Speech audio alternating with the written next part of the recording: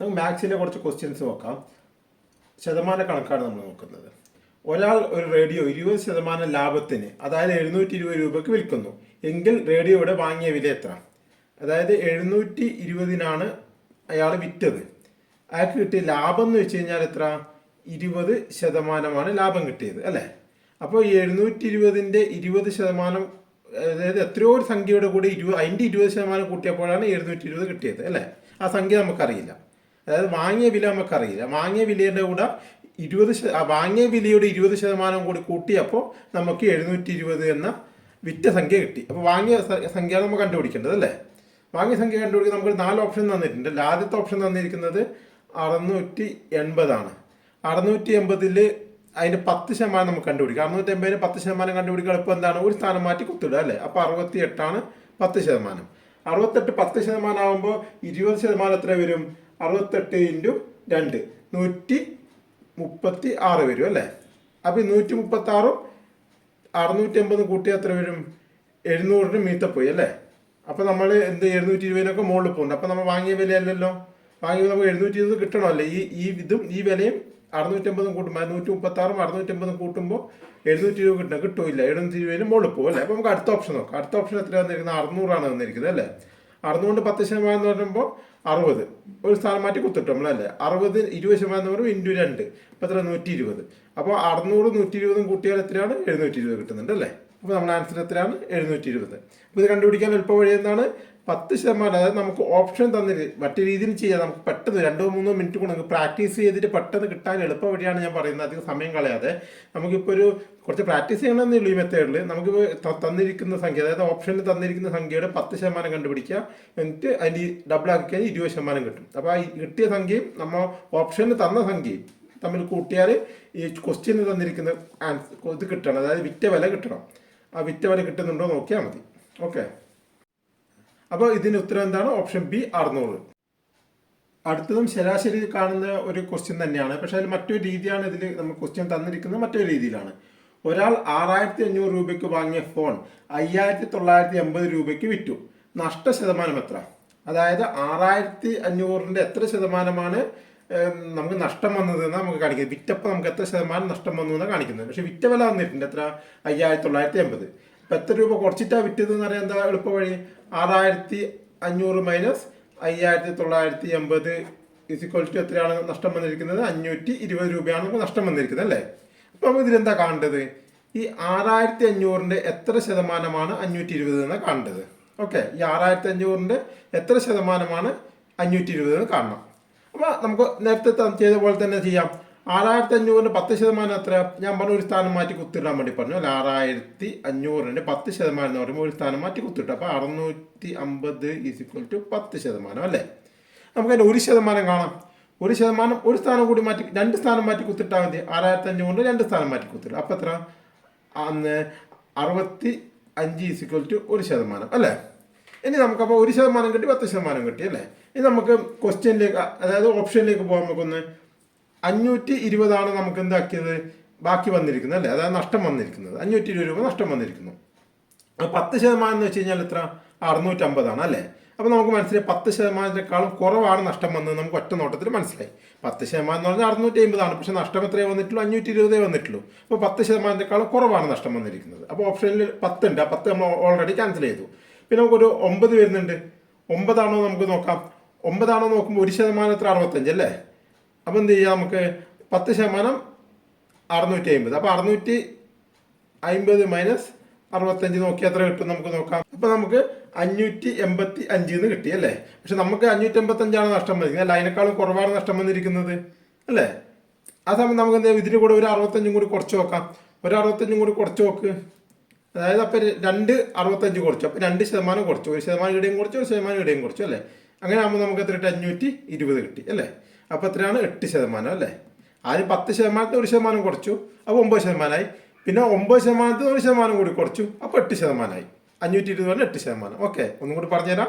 650 പറയുന്നത് 6500ന്റെ 10% അല്ലേ? എന്നിട്ട് 10% ആണോ തന്നിരിക്കുന്നത്? അല്ല, 520 നമുക്ക് കിട്ടേണ്ടത്. പക്ഷെ 650 കിട്ടിയ 10% അല്ല. നമ്മൾ അതിനേക്കാൾ കുറവാണെന്ന് അറിയാം. അപ്പോൾ 1% എത്രയാണ്? 65 നമ്മൾ കുറച്ചിട്ട് 9% കണ്ടുപിടിച്ചു. 9% എത്ര? 585. 585 അതിലും കുറവാണ് വേണ്ടത്. 520 നമുക്ക് കിട്ടേണ്ടത്. അത് 1% കൂടി കുറച്ചു, അപ്പോൾ 520 കിട്ടി. അപ്പോൾ 2 പ്രാവശ്യം 10% 1% കുറച്ചുകൊണ്ട് 8%. ഓക്കെ, അത് പെട്ടെന്ന് കണ്ടുപിടിക്കാനുള്ള മെത്തഡാണ്. കുറച്ച് പ്രാക്ടീസ് ചെയ്താലാണ് ഇത് ഏറ്റവും കൂടുതൽ എളുപ്പത്തിൽ കിട്ടുന്നത്. അപ്പോൾ ആൻസർ എത്രയാണ്? 520 പറയുന്നത് 8%. ഓക്കെ, അടുത്ത ചോദ്യം എന്താ വെച്ചാൽ 400ന്റെ 22.5% എത്ര? 400ന്റെ 22.5% എത്ര? അതിലൊരു 0.5% വരുന്നുണ്ട് അല്ലേ? അപ്പോൾ നമുക്ക് നോക്കാമല്ലോ. 400ന്റെ 20% അല്ലേ ചോദിച്ചു. 400 10% എത്ര? 40 അല്ലേ? 40 = 10% നമ്മൾ കണ്ടു അല്ലേ? അപ്പോൾ 400 22.5% വേണ്ടത് അല്ലേ? അപ്പോൾ 400 1% എന്ന് വെച്ച് കഴിഞ്ഞാൽ 4 = 1% അല്ലേ? അപ്പോൾ 2 നമുക്ക് കിട്ടിയല്ലേ? നമുക്ക് അപ്പോൾ നമുക്ക് എന്ത് ചെയ്യാം? 400ന്റെ 20% കണ്ടുപിടിക്കാൻ 10 10 20. അപ്പോൾ 40 40 80 400ന്റെ 20% നമുക്കറിയാം. ഇനി ഒരു 2.5% കൂടി വരണം അല്ലേ? 1% എത്ര? 4 അല്ലേ?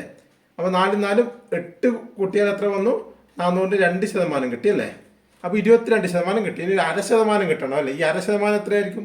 1% 4 ആണെങ്കിൽ 0.5% എന്ന് പറയുന്നത് 2 = 0.5% അല്ലേ? 0.5% 2 എന്ന് പറയുന്നത് 400 1% 4 അപ്പോൾ അതിൻ്റെ 0.5% എന്ന് വെച്ചാൽ 4ന്റെ പകുതി 2 അല്ലേ? അപ്പോൾ 400ന്റെ 0.5% എന്ന് പറഞ്ഞാൽ എത്രയാണ് വരുന്നത്? 2. അപ്പോൾ ഇതെല്ലാം കൂട്ടിയാൽ മതി. 88 2 90. ആൻസർ എത്രയാണ്? 90. ഇത് ഇത്രയും ചെയ്യേണ്ട കാര്യമില്ല. മനക്കണക്കായിട്ട് ചെയ്യുന്ന ആൾക്കാർക്ക് വളരെ പെട്ടെന്ന് ഈസി ആയിട്ട് ചെയ്യാവുന്നതേ ഉള്ളൂ.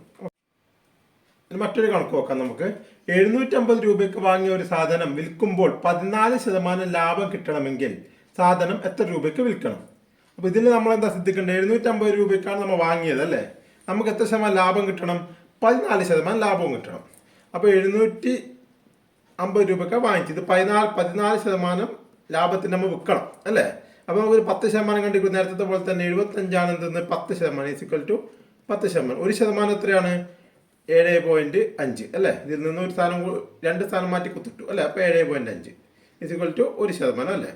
അപ്പോൾ ഇതിൽ നമുക്ക് എന്താ 14% അല്ലേ കിട്ടി? 10% കിട്ടി 75 പ്ലസ് 7.5 × 4 = എത്ര കിട്ടി? 30 കിട്ടി അല്ലേ? 30 പ്ലസ് 75 എത്ര കിട്ടി? 105 കിട്ടി അല്ലേ? അപ്പോൾ 105 ഇതിൻ്റെ കൂടെ കൂട്ടിയാൽ മതി. 105 ഇതിൻ്റെ കൂടെ കൂട്ടിയാൽ എത്ര വരും? 855. ഇതാണ് അതിൻ്റെ ആൻസർ. അടുത്തൊരു പലിശ കണക്കാണ്. അനു കൃഷി ആവശ്യത്തിനായി 15,000 രൂപ ബാങ്കിൽ നിന്ന് വായ്പ എടുത്തു. ബാങ്ക് 8% പലിശ നിരക്കാണ് ഈടാക്കുന്നത്. എങ്കിൽ 6 മാസം കഴിയുമ്പോൾ പലിശ എത്ര രൂപയാകും? ഇതാണ് ചോദ്യം വരുന്നിരിക്കുന്നത്. അതായത് 15,000 രൂപയാണ് കൃഷി ആവശ്യത്തിനായിട്ട് അനു വാങ്ങിച്ചിരിക്കുന്നത് അല്ലേ? ബാങ്കിന്റെ പലിശ എത്രയാണ്? 8%. അപ്പോൾ നമുക്ക് എഴുതി വെക്കാം. 15,000 ആണ് വാങ്ങിച്ചിരിക്കുന്നത്, 8% പലിശ അല്ലേ? 8% പലിശയാണ് വാങ്ങിച്ചിരിക്കുന്നത്. അപ്പോൾ 15,000ന്റെ 8% ആണ്. ഈ 8% ഒരു വർഷത്തേക്കാണ് പലിശ എപ്പോഴും പറയുന്നത്. അത് നിങ്ങൾ ശ്രദ്ധിക്കണം. 6 മാസത്തേക്കുള്ളതാണ് നമ്മളോട് കാണാൻ പറഞ്ഞിരിക്കുന്നത്.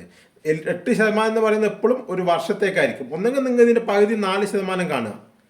അതായത് ഇത് ഒരു വർഷത്തേക്കുള്ള പലിശയാണ് 8% തന്നിരിക്കുന്നത്. നമുക്ക് കാണാൻ പറഞ്ഞിരിക്കുന്നത് 6 മാസത്തേക്കുള്ളത്.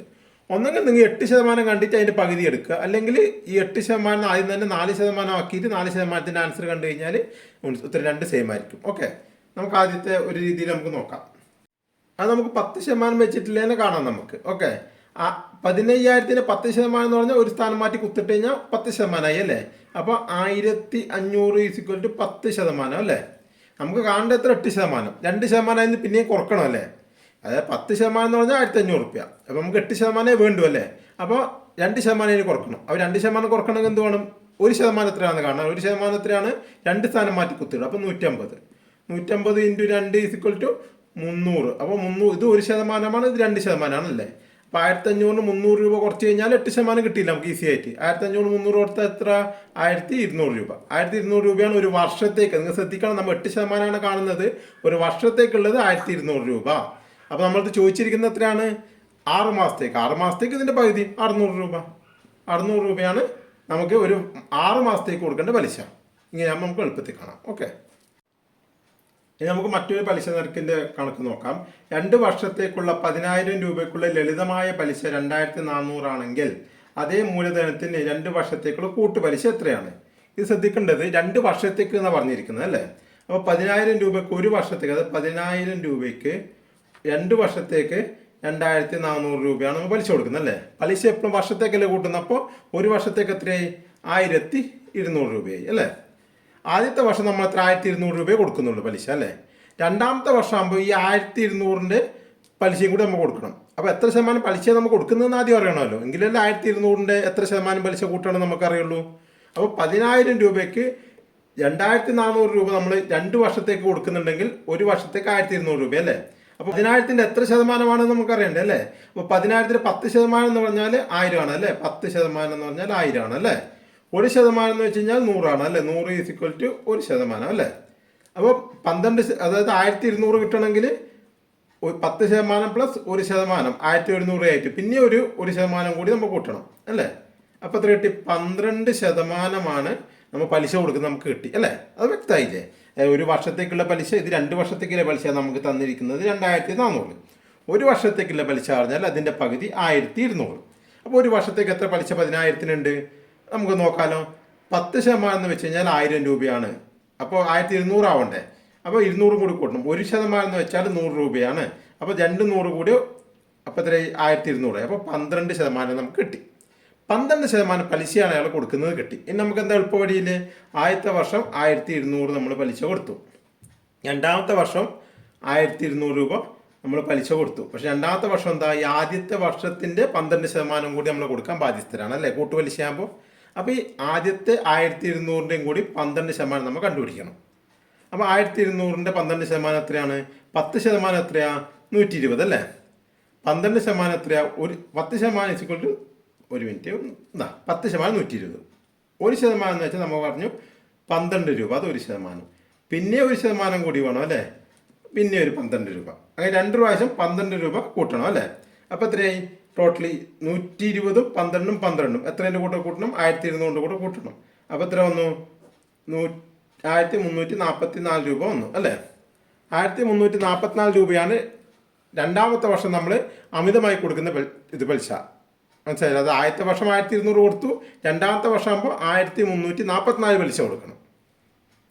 ഒന്നും കൂടി പറഞ്ഞുതരാം. ആദ്യത്തെ വർഷം നമ്മൾ 10,000 രൂപയുടെ 1,200 രൂപ പലിശ കൊടുത്തു. രണ്ടാമത്തെ വർഷമാകുമ്പോൾ ടോട്ടൽ തുക എത്രയാണ് വരുന്നത്? എത്രയാണ്? നമുക്ക് 11,200 രൂപയുടെ പലിശ കൊടുക്കണം.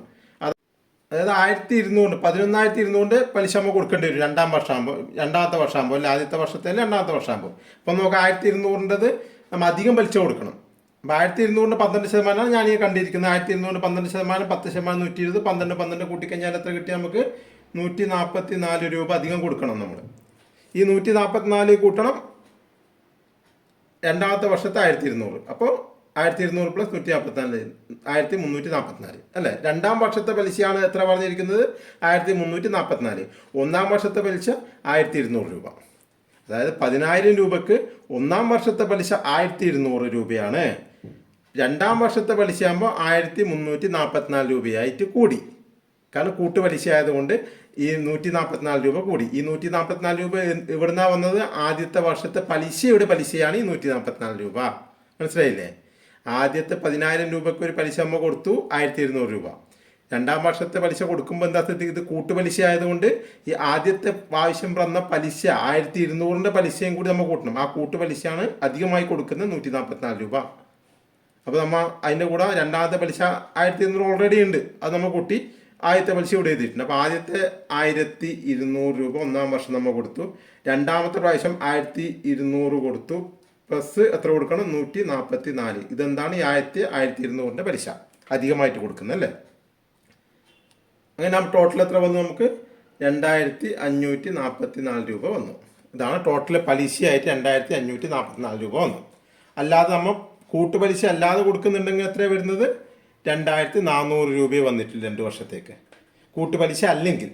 കൂട്ടുപലിശയാകുമ്പോൾ ആദ്യത്തെ പ്രാവശ്യത്തെ പലിശയുടെ പലിശയും കൂടി കൊടുക്കേണ്ടി വന്നതുകൊണ്ട് 144 രൂപ അധികം വന്നു. അങ്ങനെയാണ് 2,544 രൂപ വന്നിരിക്കുന്നത്. ഓക്കെ.